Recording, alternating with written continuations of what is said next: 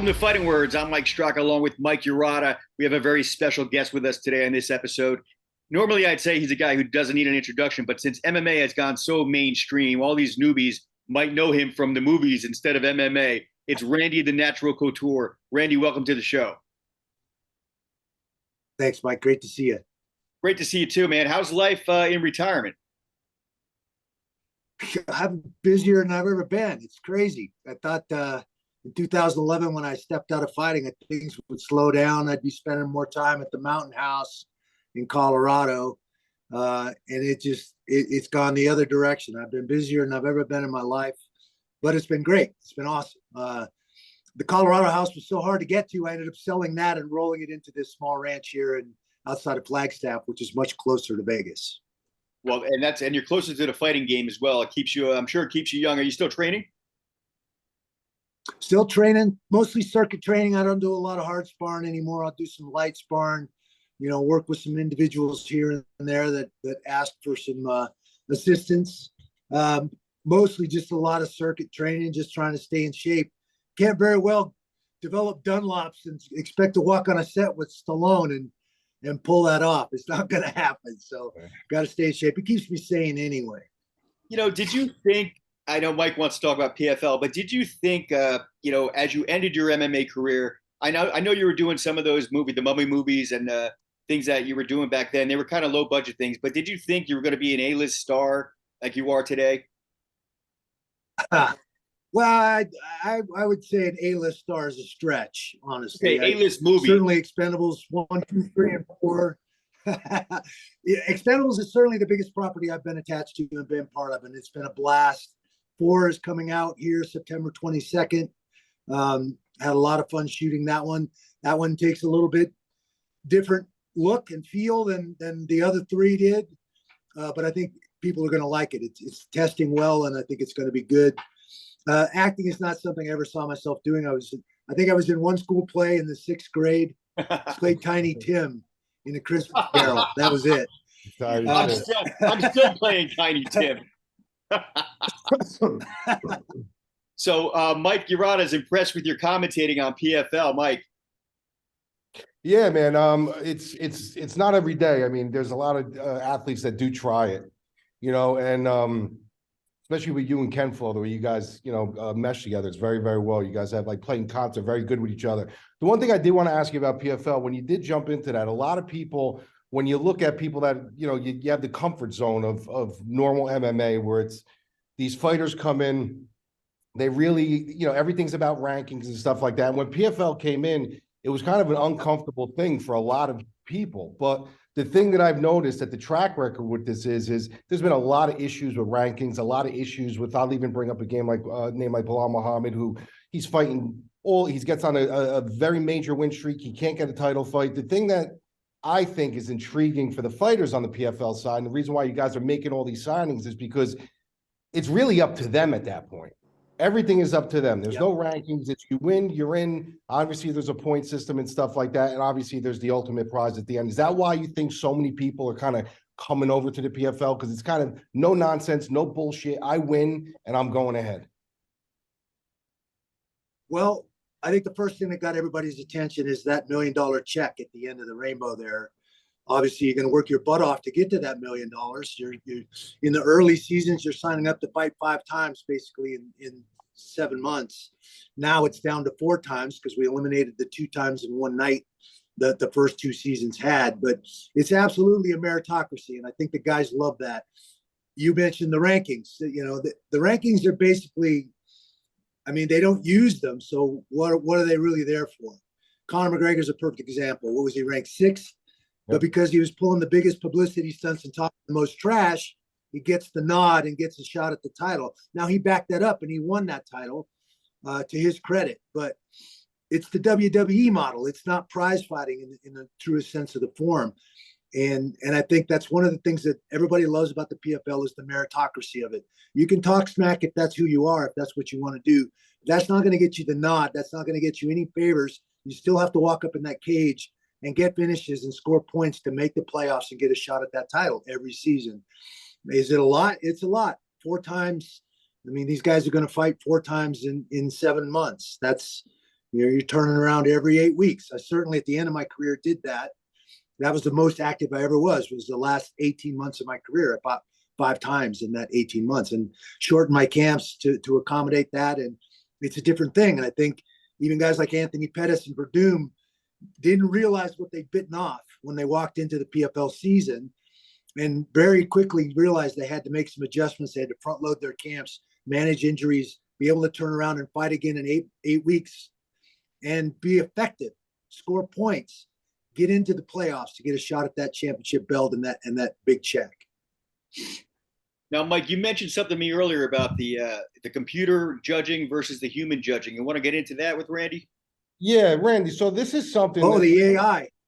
Yeah, the AI. And, the one thing I got to say about PFL, like I said, about comfort, when the thing that's crazy is when you guys are trailblazing this with the smart cage and everything like that. And I've seen stuff that Pete Murray was talking about where they're going to, I don't know if when they're going to implement this, but they're talking about energy bars and they're going to maybe calculate all these things. And you guys bring a different perspective into the cage that the viewer can sit down and say, okay, well, here's the significant strikes. This is the activity. So at the end of every fight, and this is a big thing now amongst the MMA community, it's kind of torn. It's almost like a Democratic and Republican thing. You have the one section of the old school guys, like it really is, like myself, who believe you need human judging. You need a form of being able to see the intangibles, being able to see human reaction, something that a computer can't see, right? So then you got, what I like though, is what you do is at the end of every fight, you'll have who you think win, who Florian thinks went than actual judges, but then they have the AI who tells you the actual metrics. Now, there's people that are calling for no more human judging. They want robot judging. And then there's guys like me who feel like you need that human element. You need that human kind of reaction and understanding to judge a fight. Yeah. What is your take on I that? agree. There's always going to be the human factor, and I don't think we need to eliminate human judges. I think we need to have an accountability for the judges. I think one of the reasons people got so disparaged over boxing is some of these decisions that, you're looking at a fight and you clearly see that one guy is getting the better of the other guy and the judgment goes the other way. We're getting some of those same calls now in MMA. Some of that in the early days was more because the judges were bleed overs, come over from boxing and kickboxing. They didn't understand the ground fighting game. Who's really controlling the fight, who's making who react to who. And there was an educational process to get everybody up to speed and recognizing the ground fighting part of our sport. And most of those judges came from just purely striking sports. So that was hard for them to judge. Now they don't have that excuse. There's no accountability in the judging.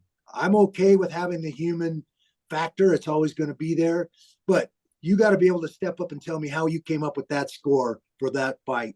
And there should be a ranking system. I go by my world, which was wrestling. Fila Excepcional is the highest level ref. He's earned that rank through trial and error, through getting through into big matches. Only an Excepcional is going to get to judge and referee a championship match. And if he messes that match up, he's going to get called on the carpet. He's going to have to account for why he made the calls he made. And if it doesn't pan out, he's going to get downgraded. He's accountable for how he judges those matches.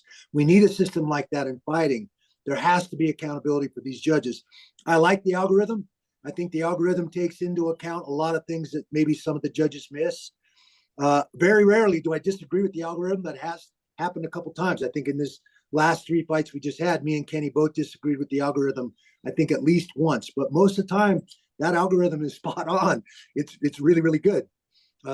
It calls some draws even, which we rarely see in our sport. Most people don't know what a 10-8 round is.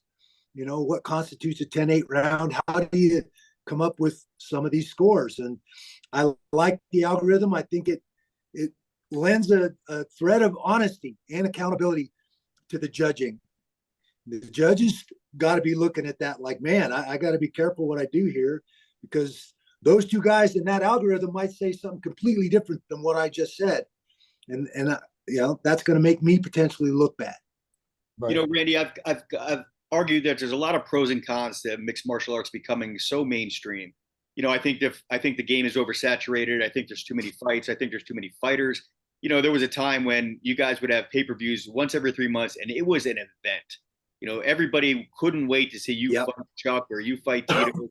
or you fight Tim Sylvia, or you fight Fedor, or you fight Randy. I'm sorry, Brock Lesnar. And I just think now it's just so many fighters.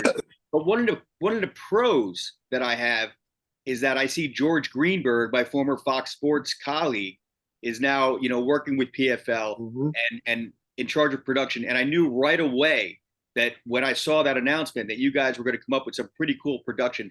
Are you impressed with the production over there at PFL?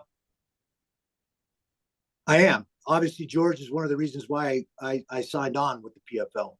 I knew George was going to be a big part of the show, and I worked for him at Fox, just like you. And when I was doing some commentating for the UFC on Fox, and so I thought that was a big swinging decision for me to go ahead and sign up and be part of the PFL, because I know George and George's integrity and all of that. So I think the production bar has been set very high.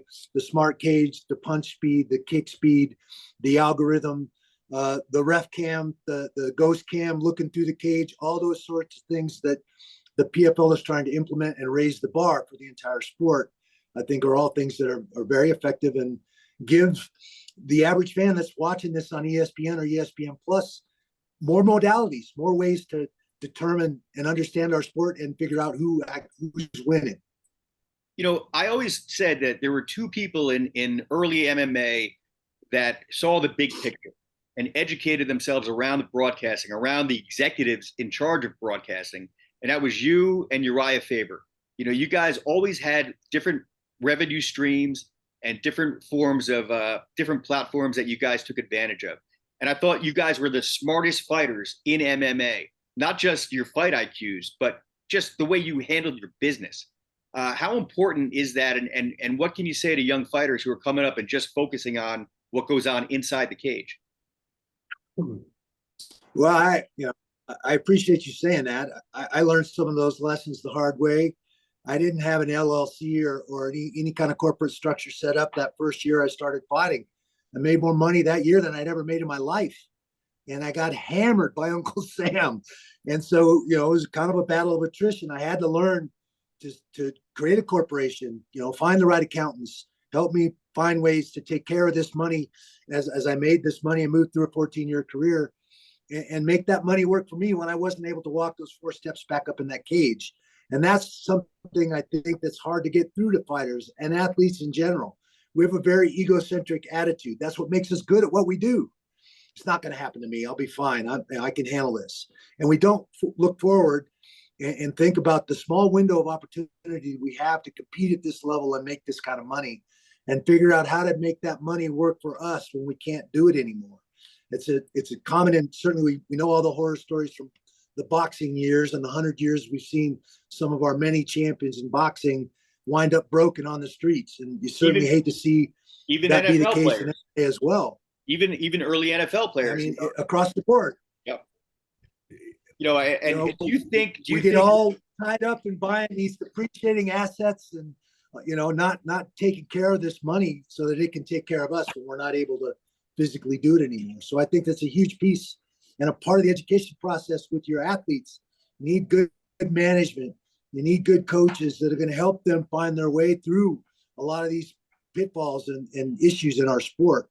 And that's certainly one of the things they need to look at is start your corporation. This is a business. You are building a brand, and you want to build that brand as strong as you can build it so that when you're no longer able to compete athletically, that brand will carry on and take care of you down the road. Now, I know you're not one to look back and look back on mistakes or regrets, but do you ever look at what's going on now pay-wise and say, damn, man, if I was in my prime now, I would make $5 million every time I stepped into the cage?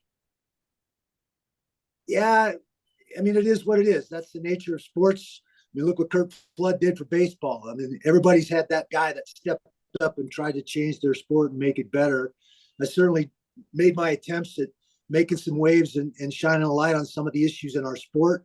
But I never look at it that way. I don't worry about that stuff. I made the money I made. I still, in the 14 years I did this, I made more than I've ever made in my life. So I have a lot of trouble complaining about that. Could it have been better? I think it could always be better. And I think that's one of the big issues in our sport right now. There's no transparency. Nobody knows how much these promoters are making off individual events. So You know, that's the biggest issue. Hey, Mike, one of the biggest free agents out there, as we know, is Francis Ngannou, and I know Randy's has his sights on him for PFL. What are your thoughts of Francis signing with PFL, Mike? Listen, anytime you get a guy like him, it's crazy with him too, is because he's so well known, but he still yet has a mystique behind him. You know, he's still the popularity that he has, everything that we know about him.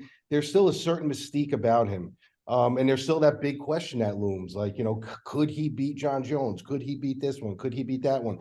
I think he's a great signing. You know, I think he would be a great signing for anybody. It wouldn't be PFL or anyone who has him. And I think. As much as the UFC can sit back and say, well, you know, life goes on and the fight game goes on, that one stings. You lose somebody like a Francis, that stings. You gain somebody like a Francis, your stock immediately goes up, even for casuals who just want to see the mystique of the power of Francis. So it's a bonus. As a heavyweight fighter, Yeah. what's your assessment, Randy, of Francis Ngannou's talent? I think Francis is very talented. I think the biggest thing that I see in Francis is his work ethic. He's willing to put himself out there. I mean, obviously, we've all seen the power and the knockouts. We all saw how it went with Stipe the first time they wrestled. You know, they fought and he got out wrestled. He spent the next year and a half putting himself out there wrestling every single day, trying to shore up that glaring weakness. And the second fight was a completely different fight because of that mentality, that work ethic, that willingness that Francis has to put himself in uncomfortable positions and try to be as good as he can be as well-rounded as he can be. I think he's got a lot of work to do. If he thinks he's going to step on the professional boxing stage at that high level, the level that he's talking at, you know, that's as crazy as James Toney thinking he's going to walk into MMA and fight at the level that we fought at. I think that Francis has a lot of work in the boxing world to do if he's going to compete with guys like Fury and some of those others. So, you know, I think at this point, he's a very good, well-rounded mixed martial artist with an amazing, humble attitude and work ethic, and that'll take him a long way. If I remember correctly, there was a guy named Randy Couture who just did a basic low single into an arm triangle and ended James Toney pretty quick. I remember interviewing you after that fight, and you were like, "Man, any basic wrestler could defend a low single." Well, it was a real question. You know, if I was training with anybody who had any grappling experience at all, they would never fall for that low single. They would step right out of it, like anybody that's not wearing a shoe can do. Right. And you're laying down there like, oh, now this is good. So I had some serious qualms about trying to execute that technique. But the real question was, how much MMA was James going to be able to learn in 4 months, getting ready for that fight? And, you know, if he knows I'm going to try and take him down, I'm not silly enough to try and stand with him and trade punches with him. So is he going to try and catch me with an uppercut or a knee, trying to get in and take him down? That was the question. And that was what prompted me to go back to Oklahoma State, dust off that low single. And then he shows up in the cage that night with neoprene booties on his ankles. And I knew I was going to have the friction to be able to hold on to that ankle and take him down. So that certainly made me smile. You know, Randy, probably my last question for me here is that, you know, I'm a boxing purist, man. That's where I started. I started with the boxing game. So this is probably an easier question for boxing, even though there's not a right or wrong answer. Like, I always thought in the boxing game, the guys from back in the day, the Sugar Ray Robinsons, the Muhammad Alis, that era of boxing was better than the guys today. MMA is a little bit different. It's a lot newer. It's continuously evolving. But do you ever sit down like at night and watch fights and stuff and just say, man, if the guys that I was fighting and training with in my prime met the guys today, how do you think that would shape out? Do you guys? Yeah, that's an interesting question. And I agree. I think there was that golden era of boxing that you're alluding to. Those guys went out and tried to finish fights. They weren't about padding records, or they didn't care about that zero. They went out there to knock your ass out. I mean, that's how they fought. Look at Hagler, Hearns, so many of those guys. That's how they fought. Now it's about having that zero, having that big record behind you. And even if you've got to take a bunch of, you know, not so great fights and fighters to pad that record and build that up, that's what's marketable in the boxing world.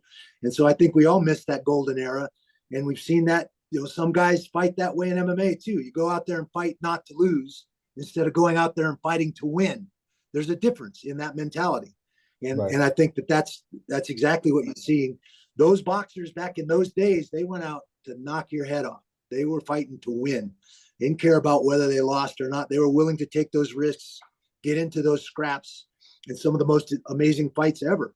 I think the guys that are fighting in my era in MMA will hold up just fine. Yes, things go in cycles, and the science of athletics has come a long way. Guys like me who competed well into my 40s, that happens across the board in just about every sport now. And so I think that's a tribute to how far we've come in the science of athletics and getting the most out of our bodies and taking care of ourselves better, not doing some of the stuff we did when we were young and frankly dumber. But I think the MMA guys from my era would hold up and do just fine.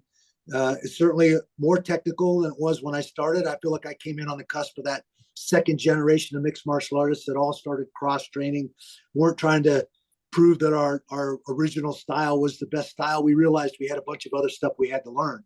Now we're in this third generation of fighters that saw us and said, that's what I want to do. They didn't care about a belt. They didn't care about any of that other stuff. They wanted to be a well-rounded mixed martial artist and be a champion in our sport. And I think we're flourishing. We have a bunch of amazing athletes competing on a regular basis because of that progression in our sport. All right. Well, this has been a great edition of Fighting Words. I'm Mike Straka, along with Mike Urata. Randy Couture, thank you so much for joining us. Have fun out in Arizona. Enjoy your ranch. And I look forward to the Expendables 4. Thanks. I'm looking forward to seeing it as well. I think it's going to be a good one. All right, That's guys. awesome. Thanks, Randy.